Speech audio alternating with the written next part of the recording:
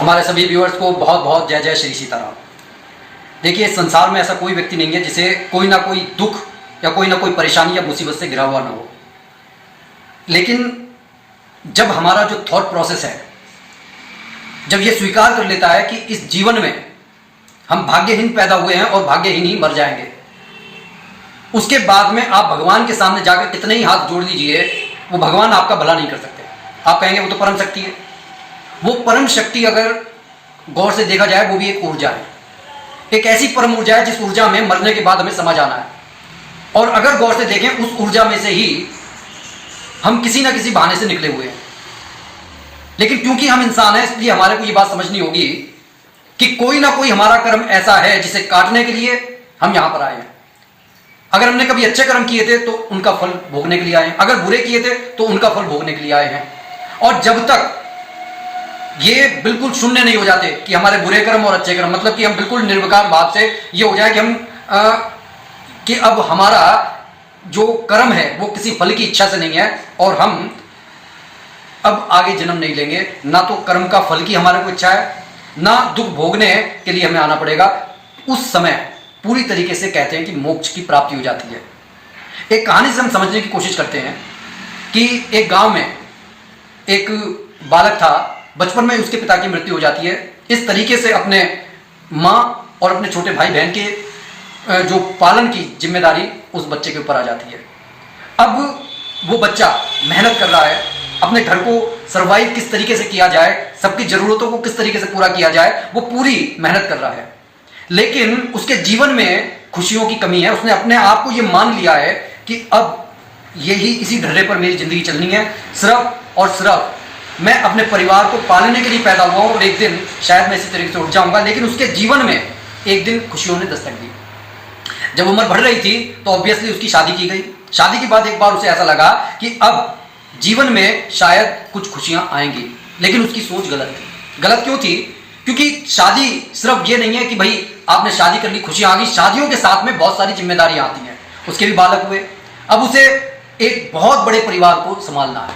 अब आए दिन जो उसे खुशियां लग रही थी, उसमें उसको सबसे बड़ी परेशानी ये थी, कभी पैसे की कभी कमी हो गई, कभी उसे कि इस काम में पैसे मिलेंगे या नहीं मिलेंगे। मतलब मेनली जो उसका जो अगर आप गौर से देखें, सर्वाइव करने के लिए जिस तरीके से पैसे की जरूरत होती है, सिर्फ उसकी जो दिमाग की सुई का कांटा पैसों पर टिका हुआ था, और जो सही भी है। लेकिन वो अब इन जिम्मेदारियों से तंग आ चुका था। उसने देखा कि अगर जो साधु संत होते हैं, जब सब कुछ घर बार छोड़ देते हैं, मस्त खाते हैं, मस्त पीते हैं, मस्त रहते हैं, उसे मतलब उन्हें किसी चीज का लोभ नहीं होता कि भाई कब मरेंगे, जब तक जी रहे हैं मस्त जी रहे हैं और फिर मर जाएंगे। ये सोचकर वो अपने पास के एक संत के आश्रम में चला जाता है और वहां पर कहता है कि भाई मेरे को आप अपना शिष्य बना लीजिए, मैं इस जीवन से दुखी हो गया हूं। संत ने पूछा, भाई तुम्हारे परिवार में कौन कौन है? उसने बता दिया कि मेरे परिवार में ये हैं। कहने लगे, अभी तो इसका मतलब तुम्हारे पर बहुत सारी जिम्मेदारियां हैं। कहने लगे, जिम्मेदारियां उसके लिए जो माने। अब मैंने तो सारा लोभ लालच छोड़कर मैं तो बैरागी बनना चाहता हूं। जब मेरे पिता जब चले गए इस दुनिया को छोड़कर, जब भगवान ने उनको अपने पास बुला लिया, तब क्या वो अपनी जिम्मेदारियों को पूरा करके रहे थे? संत ने कहा, बात तो सही है, ठीक है, ऐसा करते हैं, पहले हम एक नए गांव में चलेंगे, वहां पर मेरा दूसरा आश्रम है, वहीं पर मैं तुम्हारे को दीक्षा दूंगा। अब अगले दिन वो संत के साथ में चल पड़ा। संत थे और वो अकेला था। एक नदी के पास जाकर वो दोनों रुक गए और संत ने कहा कि भाई ये नदी हमारे को पार करनी है। शिष्य ने, उस व्यक्ति ने सोचा कि ठीक है, पार करनी है तो करेंगे। लेकिन घंटा बीत गया, 2 घंटा बीत गया, लेकिन संत आराम से नदी को बहता हुआ देख रहे थे। उस व्यक्ति ने, जो शिष्य बनने के लिए उन संत के पास आया था, उसने कहा कि अभी आपने मेरे से कहा था कि ये नदी पार करनी है, लेकिन हम यहां पर बैठे हुए हैं, आखिर किस लिए? क्या किसी का इंतजार कर रहे हैं? संत बोले, हाँ, मैं इस नदी के सूखने का इंतजार कर रहा हूं। जब ये नदी सूख जाएगी तब हम इस नदी को पार करके दूसरे गांव चले जाएंगे, दूसरे किनारे पर उतर जाएंगे। व्यक्ति ने कहा, ये आप कैसी हैरानी भरी बात कर रहे हैं? ये नदी का पानी तो बहता रहेगा, अनवरत बह रहा है, जब से मैं छोटा हूं तब से बह रहा है, और आप ये कह रहे हैं जब ये नदी सूख जाएगी तब पार करेंगे, शायद हमारी मृत्यु हो जाएगी, लेकिन ये नदी बहना नहीं छोड़ेगी। संत ने कहा, यही तो मैं तुम्हें समझाना चाहता हूं कि जीवन में जो भी परेशानियां, जो भी मुसीबत आती हैं, उन मुसीबतों को फेस करके ही हमें जीवन के दूसरे किनारे पर लगना होता है। जिम्मेदारियों से भागना कोई इसका मतलब नहीं होता। उस व्यक्ति ने कहा, आपकी बात मेरे समझ में आ गई, लेकिन फिर भी मन ये मानने के लिए तैयार नहीं है। मेरे मन ने ये मान लिया है कि मैं भाग्यहीन हूं, और मैं कितना भी भगवान के सामने हाथ जोड़ लूं, नाक रगड़ लूं, माथा टेक लूं, लेकिन मेरा कभी कोई भला नहीं हुआ। तब उन संत ने उसको समझाने की कोशिश की। उन्होंने कहा कि वो जो परम सत्ता है वो एक सकारात्मक ऊर्जा है, और तुम नकारात्मक विचारों को लेकर जब उसके पास जाते हो तो आप उसको सरेंडर थोड़ी करते हो। वहां पर तो आप प्रार्थना करने की बजाय शिकायत करते हो कि मैं ये हूं, मैं वो हूं।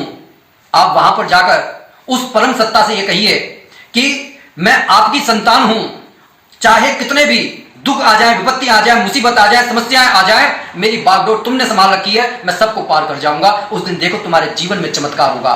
दरअसल ये कहानी हमारे को ये बताने की कोशिश कर रही है कि भगवान के पास जब आप साफ सुथरे होकर जाते हो, आपने तन साफ कर लिया, लेकिन अगर मन के अंदर आपके भ्रांतियां हैं, नकारात्मक ऊर्जा है, तो फिर वो भगवान भी आपका भला नहीं कर सकते। समझने की कोशिश कीजिए कि सबसे पहले जो दिमाग के अंदर आपके पैटर्न बन गए हैं, आप बहुत दूर तक चले गए हैं। किसी ने आपको समझाने की कोशिश की है कि भाई अब लौट आओ, गलत रास्ते पर जा रहे हो, लेकिन आप ये सोच कर बैठे हो कि आप भाग्यहीन हो। आप एक कदम चले, दो कदम चले, और जिंदगी के 40-50 साल आप आगे चले गए। अब आपको लौटने में कुछ टाइम लगेगा। इसलिए उस लौटने के टाइम को आप उस चीज में इन्वेस्ट कीजिए, सकारात्मक ऊर्जा में इन्वेस्ट कीजिए, अच्छा सोचिए, अच्छे लोगों से मिलिए, जो लोग आपकी बातों को समझते हैं, आपके सपनों को पूरा करने में मदद दे सकते हैं। ऐसे लोगों के साथ उठिए, बैठिए, ऐसी प्रार्थनाओं को स्थान दीजिए। उसके बाद देखिए, जो आप 40 साल आगे चले गए हैं, आप धीरे धीरे करके उसे कुछ तो समय दीजिए। ऐसा नहीं हो सकता कि आप बीमार पड़े हैं, एक गोली खाई, आप कल तक ठीक हो गए। नहीं, ये विचारों के जो पैटर्न बनते हैं, जो नेगेटिव पैटर्न बनते हैं या जो पॉजिटिव पैटर्न बनते हैं, वो इतनी आसानी से टूट नहीं सकते। जो सकारात्मकता के विचारों को सोचता है, आप उसे एकदम से नेगेटिव नहीं कर सकते। जो नेगेटिव विचारों को सोचता है, आप एकदम से उसे पॉजिटिव नहीं कर सकते। इसीलिए कहा गया है, हमारे बड़े बुजुर्ग ये कहा करते थे कि कभी गलत मत सोचो, कभी गलत मत बोलो, क्योंकि इस तरीके से हमारी ग्रह दशाएं खराब होती हैं। और सच्चाई तो यह है, जब हम जैसा सोचते हैं हम वैसे ही बन जाते हैं। इसलिए जैसे ही आपके दिमाग में कोई भी नकारात्मक विचार आता है, आप उसको दरकिनार कर दो। अपने आप पर भरोसा रखो। अगर आप अपने आप पर भरोसा रखोगे तो यह कहावत सत्य हो जाएगी कि भगवान भी उसी की मदद करता है जो अपनी मदद स्वयं करता है। लेकिन अगर आपने उस नकारात्मक स्थान को जगह दे दी अपने हृदय में, अपने मन में, अपने मस्तिष्क में, तो वो छोटा सा बड़ का बीज एक दिन इतना विशाल बन जाएगा कि आपके कांटे से नहीं कटेगा। इसीलिए छोटे छोटे जो गलत विचार हैं उनको आप तुरंत खरपतवार की तरह हटा दिए और सकारात्मक विचारों के बीज को बोइए, ताकि नेगेटिव विचार अगर वहां तक आए भी तो अपने आप ध्वस्त हो जाए। तभी आपकी प्रार्थना, आपकी पूजा में वो विश्वास, वो आस्था की शक्ति आएगी और चमत्कार घटित होंगे। बात अच्छी लगी तो कमेंट जरूर कीजिएगा। बोलिए जय जय श्री सीताराम।